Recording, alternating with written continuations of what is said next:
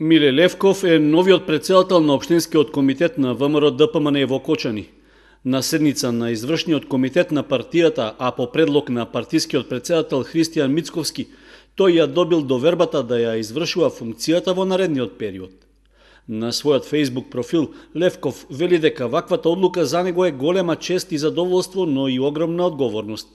При тоа најавува целосна посветеност во градењето на довербата и почитувањето на сите членови и симпатизери, одржувањето на творечки амбиент во кој секој несебично го дава својот придонес и е свесен за важноста на своите активности.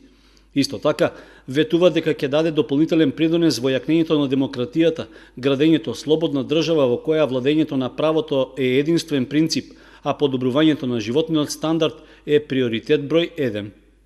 Левков во Општинскиот комитет на ВМРО ДПМН во Кочани е активен повеќе години, при што извршуваше и неколку различни функции.